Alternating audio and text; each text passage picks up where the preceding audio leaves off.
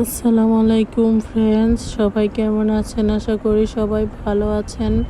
আজকে আমি রান্না করব পটল দিয়ে চিংড়ি মাছের একটা রেসিপি। তার জন্য পটলগুলো দুই পাশে একটু করে কেটে নিতে হবে। তারপরে হলুদ লবণ মরিচ দিয়ে মাখিয়ে নিব। তারপরে চিংড়ি মাছগুলো হলুদ মরিচ লবণ দিয়ে মাখিয়ে নিব। এখন সামান্য পরিমাণ জিরা ভেজে নিচ্ছি তরকারিতে দেওয়ার জন্যে। এগুলাকে পাটায় বেটে নিতে হবে। তারপরে নিয়ে নিলাম কাঁচামরিচ, এইগুলা বাটতে হবে, তার জন্য একটু সামান্য পরিমাণ ভেজে রেখে দিব। এখন চিংড়ি মাছগুলাও ভেজে নিব, এগুলাও বাটতে হবে। এখন চলে আসলাম বাটাবাটিতে। এখন জিরা ভাজাগুলো বেটে নিয়ে উঠিয়ে রাখবো। এখন কিছু সামান্য পরিমাণ কাঁচা জিরাও বেটে নিব, এগুলা রান্না করার জন্য প্রয়োজন। এখন এখানে সামান্য পরিমাণ আদা নিয়ে নিলাম, এই আদাগুলো বেটে নিব। তারপরে কিছু রসুন কুচি নিয়ে নিব বাটার জন্যে।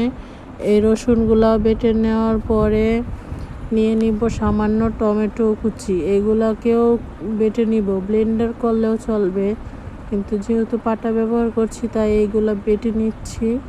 তারপরে নিয়ে নিব কাঁচামরিচ ভাজাগুলো বেটে নিব। এই কাঁচামরিচ ভাজার তরকারি স্বাদই অন্যরকম, একদিন সবাই ট্রাই করে দেখতে পারেন বাসায়। এখন নিয়ে নিলাম চিংড়ি মাছ, এই চিংড়ি মাছগুলাও বেটে নিব ভালো করে।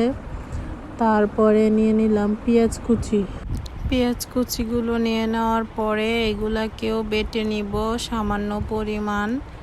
বেটে নিয়ে একটা বাটিতে উঠিয়ে রাখবো। এখন পটলগুলো হলুদ মরিচ লবণ দিয়ে মাখিয়ে হালকা ভেজে নিব। তারপরে কড়াইতে তেল দিয়ে দিব পেঁয়াজ বাটা।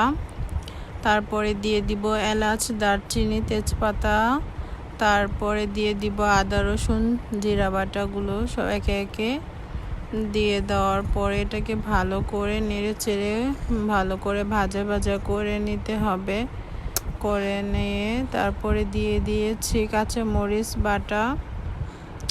কাঁচামরিচ বাটাটাকেও একসাথে ভেজে নিতে হবে। ভেজে নেওয়ার পরে দিয়ে দিব টমেটো বাটা দেওয়ার পরে এটাকে দিয়ে দিব লবণ, হলুদ, মরিচের গুঁড়া দিয়ে দেওয়ার পরে সুন্দর মতো নেড়ে চেড়ে দিয়ে দিব চিংড়ি মাছ বাটাগুলো দেওয়ার পরে এটাকে সবগুলাকে একসাথে ভেজে তারপরে দিয়ে দিব ভাজা পটলগুলো দিয়ে দেওয়ার পরে এখানে ভালো করে কষিয়ে দিয়ে তারপরে পানি দিয়ে দিলে হবে পটল চিংড়ি। তারপরে এখানে জিরার গুঁড়ি, ধনিয়া পাতার কুচি দিয়ে দিলে হয়ে